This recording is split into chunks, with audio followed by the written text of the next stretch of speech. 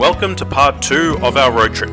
We're at the midpoint of our trip and also, as Chrissy is so elegantly demonstrating, at the exact midpoint of Route 66 between Chicago and LA. This seemed like the perfect spot to kick this part off with, so buckle up and let's head off to Albuquerque. Make sure you stick around until the end to find out why these places might look just a little bit familiar to you.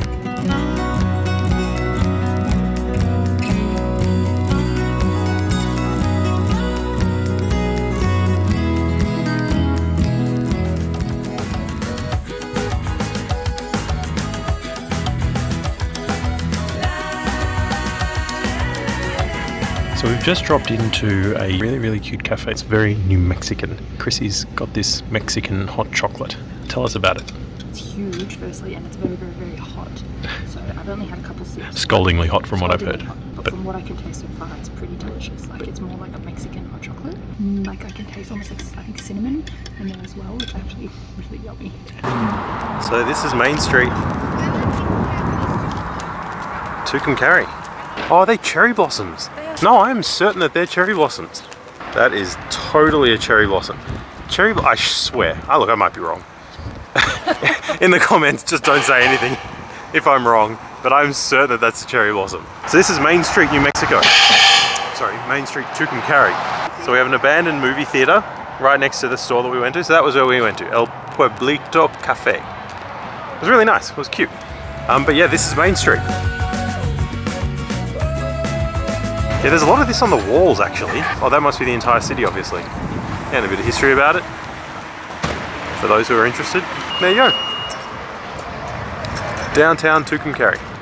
So we're actually on the way back to Dallas. I had to stop because there's so much abandoned crap here in this town. It's actually kind of depressing. I mean, this is just off the I-40, which is the interstate, and it's just derelict. I don't know what happened to this town. I'd love to have seen it in its heyday. So this is the thing that I was talking about, the abandoned motel. The main strip here is just full of abandoned motels like this. The I-40 bypasses it now, and that's actually what's caused it, I believe. It's just kind of sad. I think the Tucumcari was big when Route 66 was constructed in the late 20s. Because it was a central point on the way from the Midwest through to the West Coast. But then when the interstate was built, bypassed this city. So all of these businesses that cropped up to serve the people coming through no longer had a reason to exist. So obviously jobs left, people left, and the whole thing just fell into abandonment. And it's just really sad. You know, something that was built, the interstate, something that was built to connect the country, has just left cities and towns behind. It's just kind of ironic. Alrighty, so we are just leaving Tucumcari and we're now on our way to Albuquerque. It was very quiet. We kind of did some clips of the Main Street district, and there obviously wasn't a lot of foot traffic. But that seems to be pretty common just in like Texas and New Mexico so far in general. There's not a lot of people in the streets, and I think that's even more exaggerated in these small country towns. So off we go to Albuquerque. We'll see you guys there soon.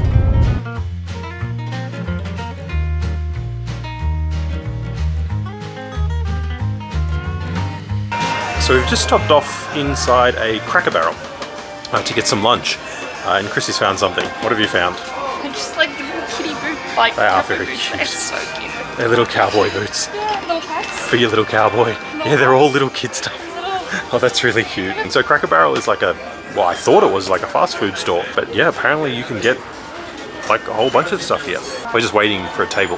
Chrissy would like to purchase something. It's a cast iron skillet, but it's like what a baby. What are you even cooking in that? A yolk? A single egg yolk? A single cookie. And there's with a scoop of ice cream. I think the ice cream would melt. Why? In Australia, a Dutch oven means something different. There's toys, there's little kids' toys, merch, Star Wars stuff. Actually, now that you mention it, it didn't actually look that full in there. No, it didn't. So I reckon, yeah, you're probably right. They just make everyone wait 10 to 15 minutes, so you're forced to wander around. Well, our food here at Cracker Barrel has arrived. We're just sharing a couple of things, trying to be a little bit healthier. So we got a loaded baked potato and just a chicken salad. A couple of sides that come with it. We get some biscuits and some cornbread. So we just ordered a little dessert to share before we go. Some little biscuit beignets. They're apparently handmade biscuits that are fried, and we got a little topping on the side. But more importantly, I wanted to show you guys this. This is the total of our bill of the food that we just ate.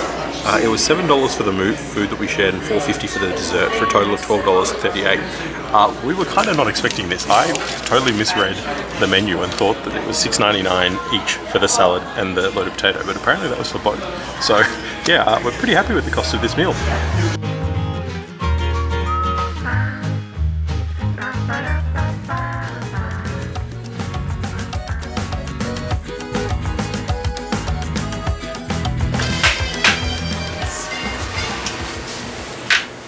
It's so cool. This is super cool. Yeah, that's really cool. It's like cocoa. Put a candle in it too, like a tea candle, and it would be like flickering. Oh, it lights up. All of them, yeah. I guess that's probably what you're meant to do. That is so cool. Oh, all the dolls up here. I didn't even notice the dolls with the skulls.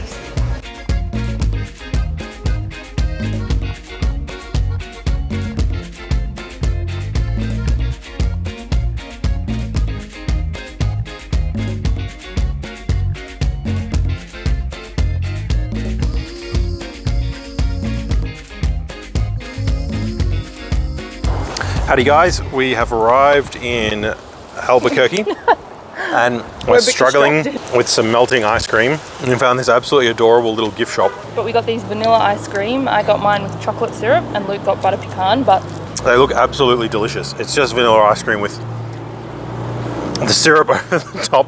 We're battling to yeah, it's softer than ice cream. It's yum. But it looks delicious. We're gonna have to stop to eat.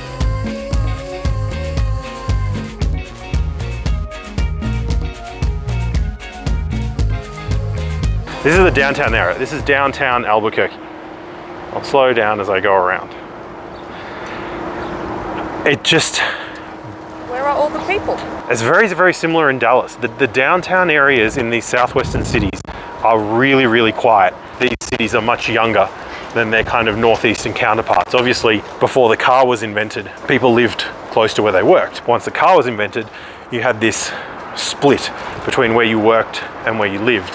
And a lot of these newer cities that really got big after the invention of the car really built up around that idea. So people come in to the center of the city to do their work, and then they go home, and the two worlds kind of never collide. There's Chrissy, like sitting on her throne. You look tiny. You lost weight?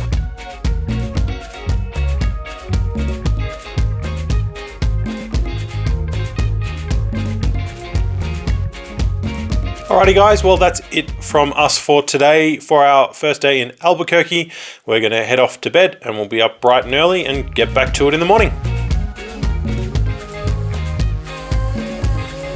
Good morning, we've just woken up in Albuquerque. We're just about to check out. We're going to do some exploring. We're going to start off at a place called Sawmill Market, and then we're going to be heading off to a national monument, a Petroglyph National Monument that has some cool pictures from ancient Native Americans.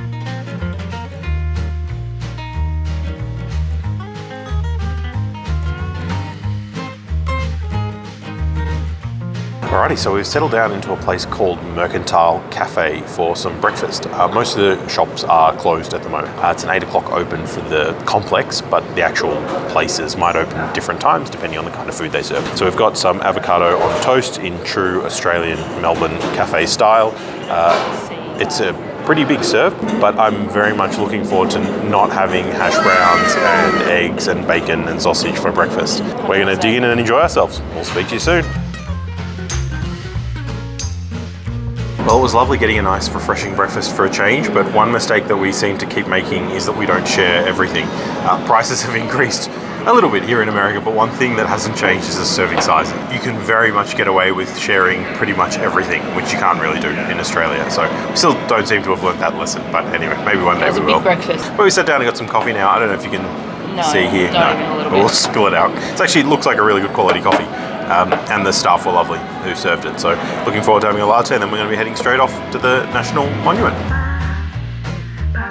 Okay, well, we've just arrived at one of the hiking trails. So this national monument actually has a number of hiking trails from which you can choose. This one is the Piedras Marcadas. I'm sure I got that wrong. You can probably hear the dogs barking. There's just homes surrounding this. Like, just imagine living this close to a national park. One of the things I love most about the beauty of the United States is how accessible it is. Particularly somewhere like Australia that's got, you know, the outback and various things, but it's very, very difficult to get to. It's very isolated. I mean, these are people's backyards. Yeah, we've literally got people's backyards just here. Yeah. There are petroglyphs scattered around. So I think you've got to just kind of search them out. None so far. You know what this reminds me of actually? Reminds me of the pyramids of Giza, where you see the pyramids in the desert and they're so great. Not that we've been, but you've got the pyramids and the desert and everything, and then you go from a different angle and you've got the Cairo or whatever suburbs just behind it. Yeah, not that we've been. Hopefully one day. Hopefully one day. A couple of Aussies in Egypt.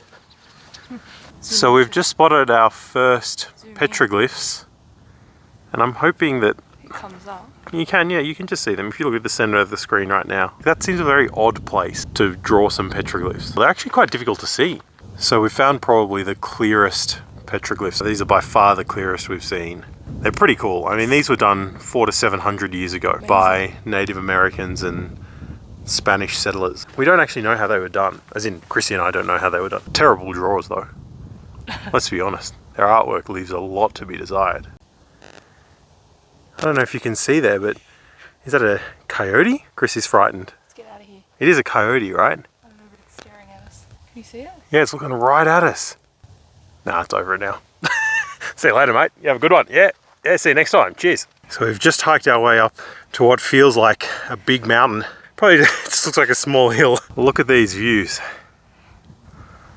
I believe to the left, that's the Sandia Mountains. And then over to the right is downtown and the old town.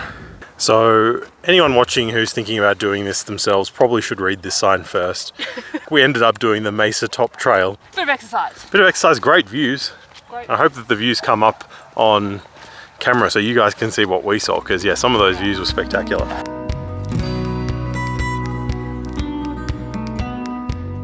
So, were you able to figure out why these places looked familiar? Yep, these are all sets from Breaking Bad, which was of course filmed in Albuquerque. I guess the city is milking its popularity for all it's worth. They're even selling blue sky candy.